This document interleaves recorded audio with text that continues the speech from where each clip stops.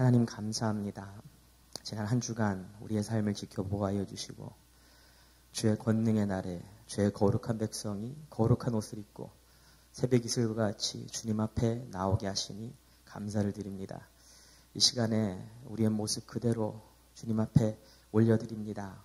주의 보혈로 덮어주시고 성령의 능력으로 덧입혀주셔서 우리의 삶이 말씀을 듣는 가운데 하나님의 임재 속에 지금 이 자리에서 위로받고 도전받고 변화되게 하시고 우리의 삶을 통하여 하나님의 나라와 하나님의 주권이 세워지는 그런 영향력 있는 그리스도인의 삶을 살 수 있도록 지금 이 시간 우리와 함께하여 주시옵소서.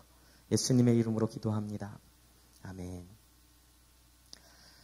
영국 성공회 신부이자 복음주의 신학자였던 마이클 그린 신부님이 이런 말씀을 하셨습니다. 그리스도의 십자가에는 여러 면에서 큰 빛을 발한다. 다이아몬드처럼 십자가에는 여러 면이 있다. 우리 기독교 신앙의 핵심 구성 요소들을 우리가 보석으로 표현한다면 십자가는 아마 가장 빛나는 다이아몬드가 될 것입니다. 우리가 여러 각도에서 다이아몬드를 볼 수 있듯이 기독교의 십자가도 다양한 관점에서 조명될 수 있습니다. 오늘날 교회마다 달려있는 또 벽에 새겨져 있는 너무 흔한 십자가이지만 사실 우리 그리스도인들이 너무 쉽게 간과하는 것이 기독교의 십자가이기도 합니다. 지난 목요일부터 어제 오후까지 우리 청년 1팀에서는 십자가 그리고 예수라는 주제로 겨울 수련회를 다녀왔는데요. 제가 대학생일 때 저의 담당 목사님이셨던 라원기 목사님이라는 분이 쓴 다시 보는 십자가라고 하는 책을 가지고 거기에 저의 개인 묵상을 덧입혀서 2박 3일 동안 정말 여러 관점에서 십자가를 묵상했습니다.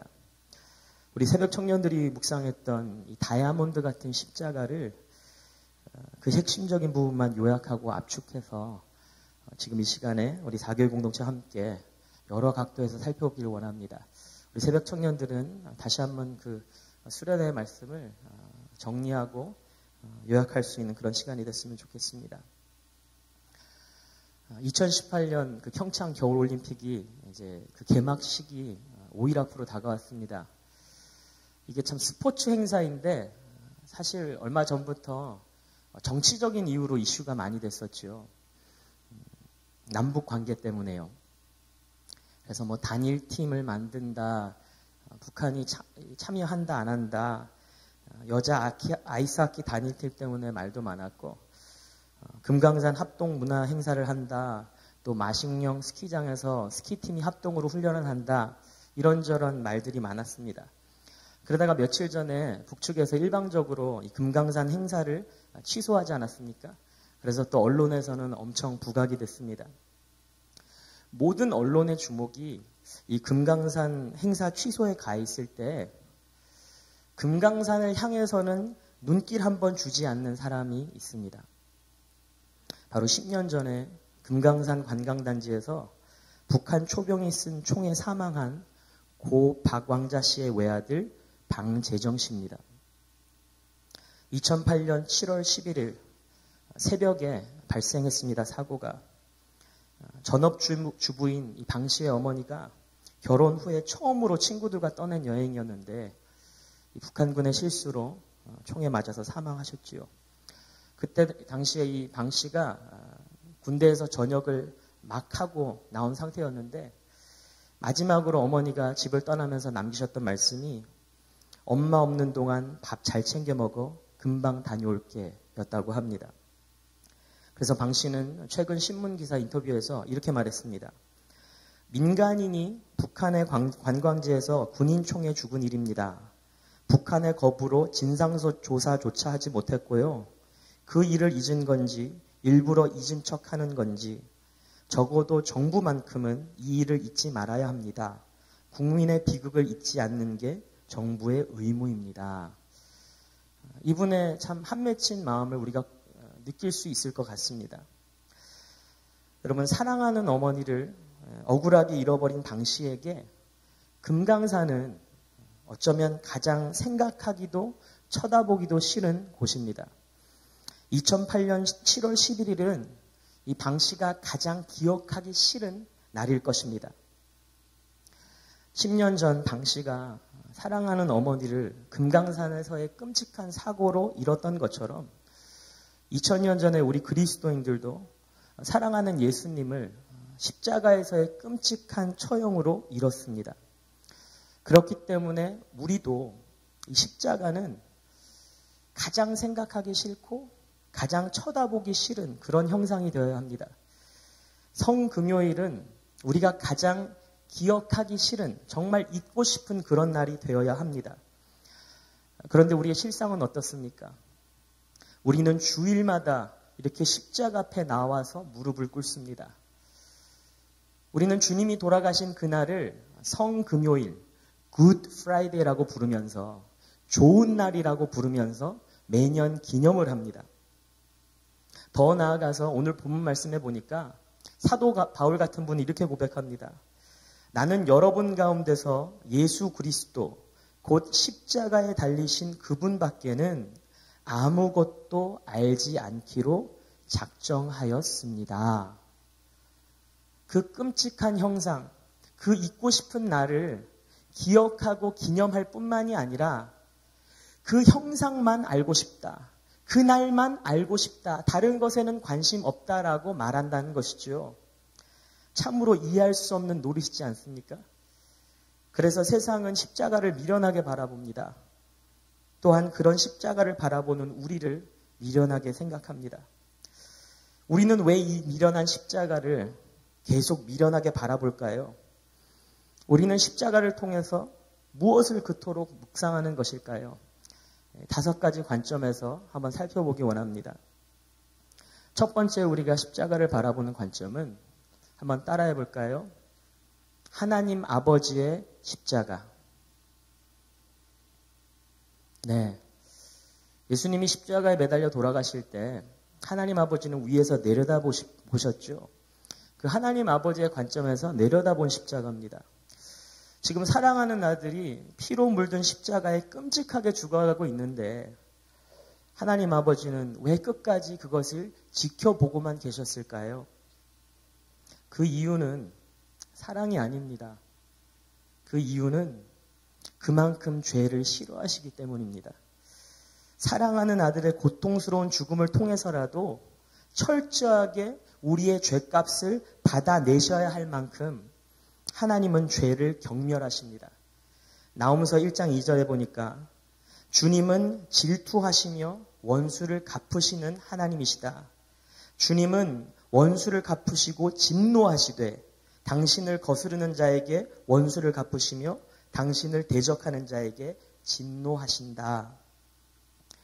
십자가는요, 우리의 죄를 결코 눈감아 주실 수 없는 그 하나님, 우리의 죄에 대해서 진노하시는 그 하나님의 성품을 보여줍니다. 우리는 이것을 하나님의 공의라고 부르지요. 지금 대한민국은 어느 현직 여검사의 성추행 피해 폭로로 떠들썩합니다. 8년 전에 어느 현직 검사가 이 현직 여검사를 성적으로 추행했는데 그것을 옆에서 지켜보고 있던 전 법무부 장관도 그냥 눈을 감아버렸고, 그리고 이것을 문제 삼으려고 하는 어느 또 다른 검사의 이런 노력을 당시 검찰국장이 입막아버리는, 피해자도 나서서 뭐라고 안 그러는데 왜 네가 뭐라고 하냐. 여러분, 왜 대한민국의 공의를 세우고자 만든 이 검찰이라고 하는 조직 안에 이런 눈가림과 입막음들이 존재할까요? 그 이유는 이것을 눈 감아주지 않고 입 막아주지 않았다가는 피바람이 불기 때문입니다. 조직 안에 공의를 바로 세우기 위해서는 너무 많은 사람들이 다치기 때문에, 어쩌면 조직 전체가 피에 물들 수도 있기 때문에 너나 나나 자꾸만 눈을 가리고 입을 막으려고 하는 것이죠. 죄가 있는 곳에 공의가 세워지기 위해서는 피바람이 불게 되어 있습니다. 그렇기 때문에 예수 그리스도의 피바람이 하나님 나라의 공의를 바로 세우는 것입니다. 2000년 전 예수 그리스도의 피가 하나님의 공의를 만족시킵니다. 사랑하는 사교회 성도 여러분, 하나님 아버지가 내려다본 그 끔찍한 십자가를 우리가 생각할 때에 우리의 죄를 사하는 예수 그리스도의 피, 그 능력의 피를 통해서 세워진 하나님의 공의를 우리가 꼭 묵상하게 되시기를 주님의 이름으로 축복합니다. 첫 번째로 우리가 십자가를 묵상할 때 하나님 아버지의 십자가, 하나님의 공의를 묵상합니다. 두 번째로는요, 한번 따라해 주십시오. 예수 그리스도의 십자가. 십자가에 매달리신 예수 그리스도의 관점에서 바라본 십자가입니다. 요즘에 계속 검찰이 신문에 많이 나요. 안타까운 소식 하나는 어느 현역 검찰지청장님이 자살 기도를 하셨어요. 지난달 30일 아파트 관사에서 번개탄을 피워서 자살을 시도하셨습니다. 다행히 목숨은 건지셨어요. 빨리 회복되길 바라고요. 하나님의 위로와 치유가 있기를 원합니다. 그런데 이분이 남긴 짧은 유서에 보니까 이렇게 적혀 있다고 합니다. 검찰총장님께 미안하다. 혼자 다 안고 가겠다. 검찰 명예를 더럽히지 않겠다. 최근에 감찰 조사를 받았는데 그로 인한 심적 고통이 컸을 것으로 관계자들은 추정한다고 합니다. 이유는 차차 밝혀질지 모르겠습니다만은 여러분 궁금하지 않습니까? 혼자 다 안고 가겠다. 그게 도대체 무슨 의미일까? 사실 혼자 다 안고 가는 것의 원조는 우리 예수님이지 않습니까? 그렇다면 혼자 다 안고 십자가에 매달리신 그 예수님, 그 매달리셨을 때 마음은 어떤 마음이었을까? 말로 이루 말할 수 없는 육체적인 그 고통은 당연한 것 치고 예수님의 머릿속에는, 마음속에는 어떤 생각이 들었을까? 혼자 다 안고 가는데 사실 십자가에 매달리셨을 때 그 예수님의 마음은 십자가에 매달리시기 전부터 우리에게 미리 보여주셨거든요.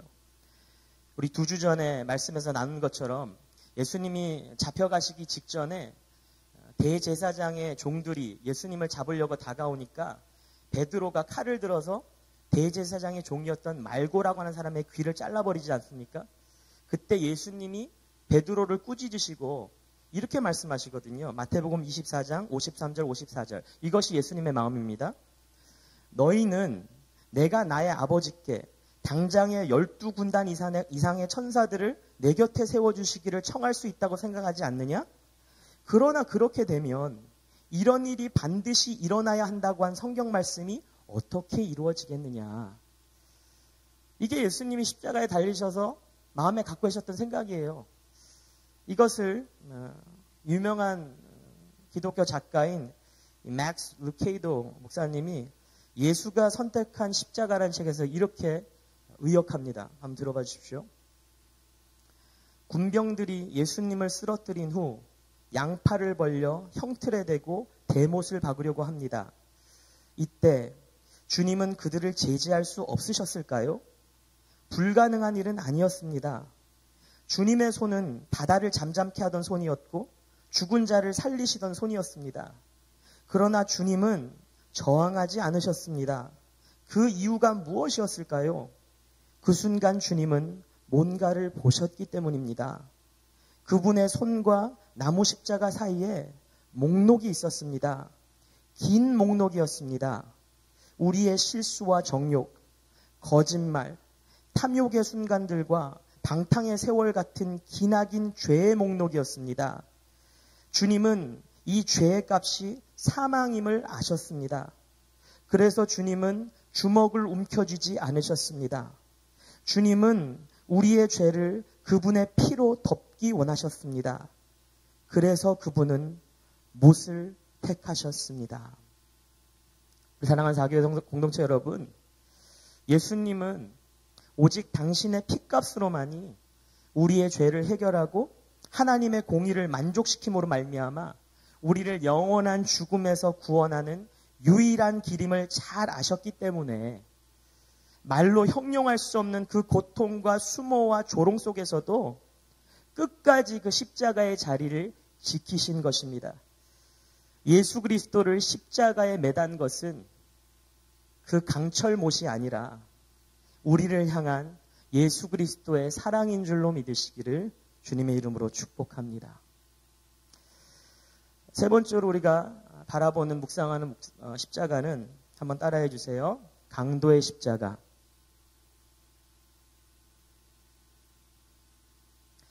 2000년 전 골고다 언덕 위에 사실 3개의 십자가가 세워져 있지 않았습니까? 가운데는 예수님의 십자가가 세워져 있었고 좌우에는 강도 혐의로 이제 죽게 된 사형수 둘이 양옆에 함께 십자가 위에 매달려 있었습니다. 이 두 강도에게는 공통점이 있었습니다. 둘 다 죄인이었고 그래서 그 죄값을 이제 치르는 죽음을 눈앞에 둔 상황이었고 그리고 둘 다 이 죽음의 순간에 예수님 곁에 예수님 옆에 있었습니다. 한 강도는 마지막 그 죽음의 순간까지도 자기 자신을 돌아보지 못하고 오히려 곁에 계신 예수님을 조롱했습니다. 누가복음 23장 39절에 보니까 예수와 함께 달려있는 죄수 가운데 하나도 그를 모독하며 말하였다. 너는 그리스도가 아니냐? 너와 우리를 구원하여라. 하지만 그 반대편에 있던 강도는요. 예수님의 옆에 매달려 있을 때 그제서야 비로소 자신의 죄를 돌아보고 하나님의 주권을 올려다봤거든요. 40절과 41절, 42절을 보니까 누가복음 23장 그러나 다른 하나는 그를 꾸짖으며 말하였다. 똑같은 처형을 받고 있는 주제에 너는 하나님이 두렵지도 않으냐? 우리가 저지른 일 때문에 그의 마땅한 벌을 받고 있으니 당연하지만 이분은 아무것도 잘못한 일이 없다. 그리고 나서 그는 예수께 말하였다. 예수님, 주님이 주님의 나라에 들어가실 때에 나를 기억해 주십시오. 그런 그에게 예수님은 믿음의 눈을 주셔서 천국의 소망을 내다보게 하셨지요. 43절 말씀. 예수께서 그에게 말씀하셨다. 내가 진정으로 너에게 말한다. 너는 오늘 나와 함께 낙원에 있을 것이다. 여러분 이 두 강도를 한번 곰곰이 생각해 보면 우리는 이 둘 중에 누구일까요? 사실 우리는 주님을 알아보지 못한 눈먼 죄인이었습니다. 내 죄, 내 잘못 때문에 지금 영원한 죽음으로 달려가고 있다는 사실도 모른 채 그저 남 탓하기 바쁘고 세상 욕하기 바쁘고 정부 탓하기 바쁜 그래서는 심지어 우리 주님까지도 조롱했던 그 믿음 없는 강도가 바로 우리였거든요. 아무런 자격 없는 죄인 된 우리가 주님 옆에 매달려서 죽어가고 있을 때 우리에게 믿음을 주셔서 합당치도 않는 믿음을 그냥 주셔서 우리의 영의 눈을 열어주시고 우리의 죄를 돌아보게 하시고 주님의 주권을 올려보게 하시고 주님의 계획을 내다보게 하신 것 이것이 십자가의 은혜인 줄로 믿으시기를 주님의 이름으로 축복합니다. 네 번째, 빨리빨리 지나가죠? 따라해봅니다. 여인들의 십자가. 그 중에서도 막달라 마리아의 십자가입니다. 예수님이 돌아가실 때 그리고 빈 무덤 앞에 여러 여인들이 그것을 목격하지 않았습니까?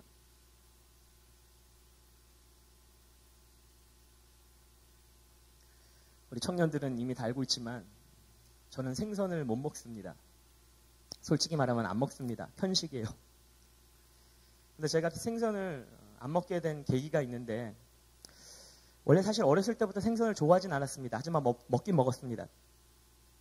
그런데 중학교 1학년 때였던 것 같아요. 저희 고모님 집에서 생활할 때인데 고모님이 답답하셨나 봐요. 남자놈이 이거 생선도 못 먹고 그래가지고 하필 고등어를 구우신 날 정말 생선 중에서도 비린내가 가장 강한 고등어를 구우신 날 너 남자 녀석이 이런 거 먹어야 된다고 그냥 고등어 그것도 비늘이 잔뜩 달려있는 거를 제 입에 그냥 꾸겨 넣으셨거든요. 그날 밤에 제가 악몽을 꾸고 정말 힘든 밤을 보냈어요. 꿈에 생선 대가리가 막 저를 잡으려고 막 오는 것 같고 막 구토하고 난리가 났어요. 트라우마가 생긴 거죠. 그 다음부터는 생선 근처도 못 가겠어요. 생선을 안 먹으니까 참 억울한 일들이 많더라고요. 그런데 몇 년 전에 우리 교회 성도님 중에 집이 너무 멀어서 이제 교회를 집 가까운 쪽으로 옮기시려고 하는 선구님이 계셨어요. 그리고 그분의 자제들이 우리 청년들이었어요. 그래서 마지막으로 한번 신방 가고, 그리고 집사님 멋이더라도 괜찮으시면 계속 오시라고 권면하려고 그 부모님들의 담당 사역자와 또 청년들의 사역자인 제가 같이 신방을 갔어요. 마지막으로 한번 설득해 보려고. 그런데 이미 저희가 가는 길에 이 부모님 두 분은 마음의 결정을 내리신 거였더라고요. 그래서 이 먼 곳까지 교육자 두 분이 오신다니까 마지막으로 제대로 된 식사 한번 대접해 보시려고 식당을 예약하셨어요.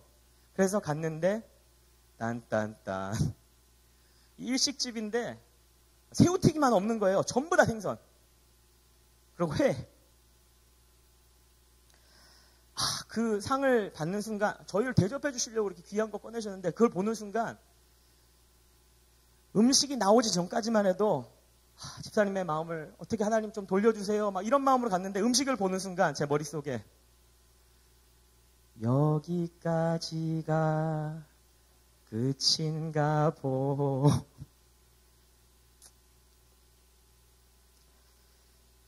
사실 이거는 트라우마도 아니지요. 그냥 편식이에요. 진짜 트라우마는 어떤 거냐면요. 이번 달 1일 미국 LA 지역에 있는 중학교에서 총기 사고가 났어요. 어떤 여학생이 총을 쏴서 옆에 있던 남학생이 머리에 맞고 중태에 빠지고 주변에 있던 선생님과 학생들을 포함한 5명이 파편을 맞고 병원에 입원을 했어요. 처음에는 여학생이 쏜 줄 알았는데 알고 봤더니 여학생이 가지고 온 가방 안에 총이 있었는데 그 가방을 떨어뜨릴 때 오발로 총이 팡 튄 거예요. 여학생이 몇 살인지 아세요? 12살. 그러니까 궁금하죠? 왜 12살짜리 애가 총을 갖고 다니나 가방에. 여러분 이런 게 트라우마입니다. 앞으로 그 학교의 학생들은 그리고 특히 이 총을 맞은 사람들 그리고 이 뉴스를 보고 있는 모든 중학생들과 중학생들의 어머님들은 이제 간이 철렁거리는 거예요. 어떤 여학생이 책가방이 왠지 좀 무거워 보일 때 그리고 책가방을 실수로 땅에 떨어뜨린 것 같을 때 그때 이제 트라우마가 오는 거죠. 이 정신적인 충격. 요한복음 20장에 보니까 막달라 마리아가 충격을 먹고 트라우마가 생겨서 예수님의 빈 무덤 앞에서 펑펑 울고 있었습니다. 살아계실 때 병도 고쳐주시고 귀신도 쫓아내주신 나의 예수님. 바로 내 곁에서 누구보다도 나를 아껴주시고 다른 사람들은 내가 귀신 들린 여자라고 창렬하고 가까이 오지도 않을 때 누구보다 나를 사랑해 주시고 내 삶을 회복시켜 주신 그 예수님. 하지만 3일 전까지만 해도 3일 전에 그 십자가에서 처참하게 끔찍하게 피 흘리며 돌아가신 예수님. 예수님에 대한 그 마지막 그 장면, 그 기억, 그것만 생각해도 지금 멘붕이 오는데 이제는 예수님의 빈 무덤 앞에서 시신조차 없는 더 이상 내 삶 속에 예수님은 없어. 예수님의 십자가는 여기서 끝이야. 만약 마리아가 예수님의 십자가 러브 스토리를 여기서 끝맺었다면 예수님의 처참한 죽음과 텅 빈 무덤 앞에서 조기종령했다면 아마도 그녀는 평생 동안 심각한 트라우마로 시달렸을 거예요. 하지만 십자가를 통한 인류 구원의 스토리는 예수님의 싸늘한 죽음과 텅 빈 무덤에서 끝나지 않았습니다. 창세전부터 계획하신 이 십자가의 오리지널 피날레는 죽음을 이기신 예수 그리스도의 부활이었기 때문입니다. 마태복음 28장 5절에서 6절 보니까 천사가 막달라 마리아에게 이렇게 얘기하죠. 두려워하지 말아라. 나는 너희가 십자가에 달리신 예수를 찾는 줄 안다. 그는 여기에 계시지 않다. 그가 말씀하신 대로 그는 살아나셨다. 와서 그가 누워 계시던 곳을 보아라. 성도 여러분, 사단은요, 우리의 이야기가 십자가의 죽음과 예수님의 텅 빈 무덤 앞에서 바로 거기서 끝난 것처럼 우리를 속이고 우리에게 아픔을 주고 우리에게 겁을 주려고 하죠. 하지만 부활의 십자가는, 막달라 마리아가 목격한 부활의 십자가는 우리에게 새로운 소망을 줍니다. 예수님의 죽음과 그 텅 빈 무덤이 십자가의 끝이 아니라 오히려 새로운 부르심의 시작이라는 것을 우리에게 알려줍니다. 마태복음 28장 7절 말씀. 그리고 빨리 가서 제자들에게 전하기를 그는 죽은 사람들 가운데서 살아나셔서 그들보다 먼저 갈릴리로 가시니 그들은 거기서 그를 뵙게 될 것이라고 하여라. 이것이 내가 너희에게 하는 말이다. 부활의 십자가를 통해서 죄와 죽음의 저주를 뛰어넘어 새로운 부르심을 쫓아 살아가는 그런 복된 삶이 되시기를 주님의 이름으로 축복합니다. 마지막으로 참 부지런히 달려왔습니다. 한번 따라해 주십시오. 나의 십자가. 내가 나의 삶 속에서 짊어지고 가는 십자가. 마태복음 16장에 보면 베드로의 그 기가 막힌 고백이 나오잖아요. 예수님이 물어보시죠. 사람들이 나를 누구라고 하느냐. 제자들이 대답합니다. 어떤 사람들은 선지자라고도 하고요. 어떤 사람은 세례 요한이라고 합니다. 그럼 너희들은 내가 누구라고 생각하느냐. 그랬더니 베드로가 용감하게 대답하지 않습니까? 주는 그리스도시요 살아계신 하나님의 아들이십니다. 오늘날로 치면 신앙 고백을 한 겁니다. 저 예수 믿습니다. 주님은 나의 구원자시고 나의 주인이십니다. 세례 혹은 침례. 그 신앙 고백을 들으시고 나서 예수님이 그때부터 제자들에게 십자가의 죽음과 부활에 대해서 얘기해 주기 시작하셨다고 그 마태복음 16장에 나옵니다. 나 이제 죽을 거야. 근데 부활할 거야. 그때 베드로가 뭐라고 대답했냐면 주님 안 됩니다. 절대로 이런 일이 주님께 일어나서는 안 됩니다. 그러자 예수님이 베드로에게 질책하시는데 아주 세게 나오십니다. 사탄아 내 뒤로 물러가라. 너는 나에게 걸림돌이다. 너는 하나님의 일을 생각하지 않고 사람의 일만 생각하는구나. 그러면서 하시는 말씀이 그때에 예수께서는 제자들에게 말씀하셨다. 누구든지 나를 따라오려거든 자기를 부인하고 제 십자가를 지고 나를 따라오너라. 자기를 부인하고 내 십자가를 짊어지는 것의 의미가 바로 이것입니다. 우리는 예수님을 나의 구원자이고 주님으로 영접했음에도 불구하고 하나님의 일, 하나님의 생각을 하지 않고 여전히 사람의 일, 사람의 생각을 한다는 것이에요. 주님이 기뻐하시는 내 학업의 방향은 어디입니까? 이번에 성적이 이렇게 나왔는데 어느 대학, 어느 과를 지원할까요? 지금 합격 이렇게 됐는데 주님이 하시고자 하는 일은 어느 학교에 있습니까? 이렇게 여쭤보기보다는 지금 가장 잘 나가는 분야가 어디 있고 지금 가장 인정받는 동문의 가장 센 학교는 어디 있는가? 사람의 생각과 사람의 일을 자꾸만 도모하지 않습니까? 주님은 베드로에게 이 거짓 자아가 남아있음을 지적하시고 그것을 부인함으로 말미암아 각자의 십자가를 짊어지라고 우리에게 말씀하고 계십니다. 그 이유는 예수님 당신도 그 십자가를 지셨기 때문입니다. 예수님이 겟세마네에서 밤새도록 기도하셨잖아요. 십자가 짊어지시러 가기 전에 엄청 괴로워하셨습니다.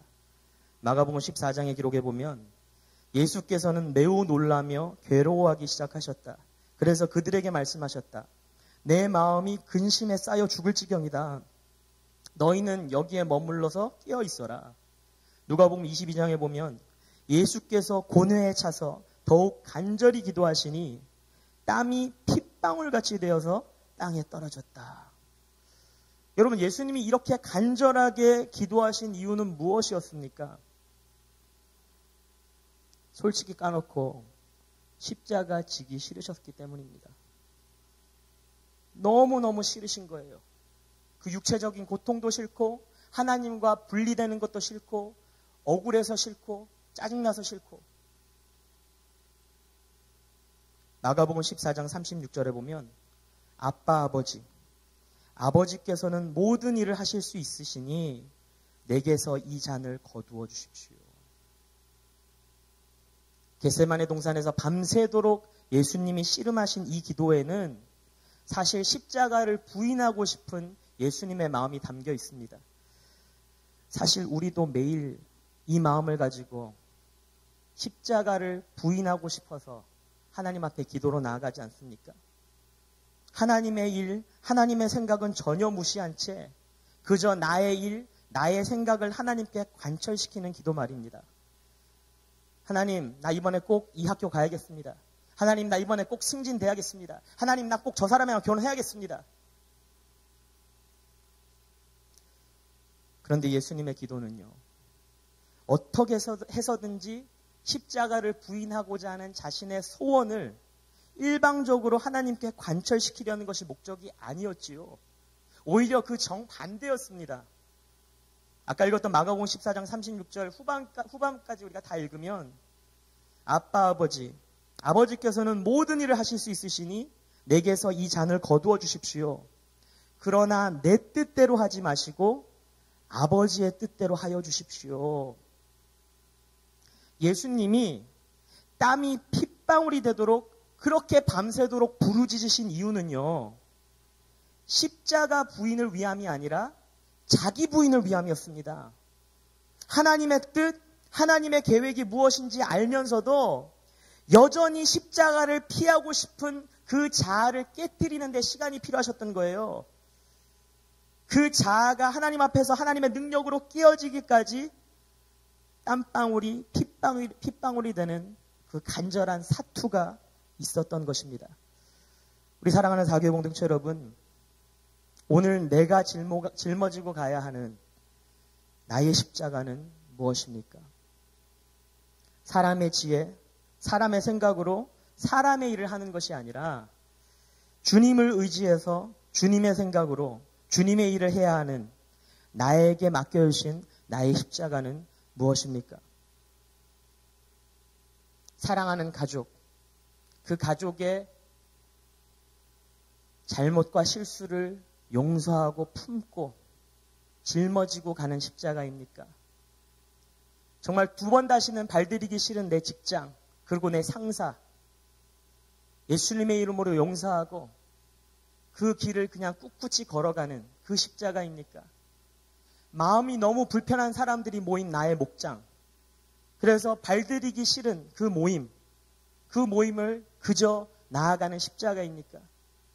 나는 할 일이 너무 많은데, 너무 피곤한데, 사실 가고 싶은 마음도 없는데 십자가를 지는 심정으로 참석해야 되는 수련회입니까? 아빠 아버지께서는 모든 일을 하실 수 있으시니 내게서 이 잔을 거두어 주십시오. 우리의 힘으로는 도저히 감당할 엄두조차 나지 않겠지만은 땀방울이 핏방울 되는 그 간절함을 가지고 십자가 앞에 나아갈 때에 십자가의 공의와 십자가의 사랑과 십자가의 은혜와 십자가의 부활을 묵상할 때에 주님께서 친히 나의 거짓 자아를 깨뜨려 주심으로 말미암아 내 뜻대로 하지 마시고 아버지의 뜻대로 하여 주시옵소서. 우리 한 사람 한 사람이 각자의 십자가를 짊어지고 주님을 따라가는 그런 십자가 공동체가 되시기를 주님의 이름으로 축복합니다.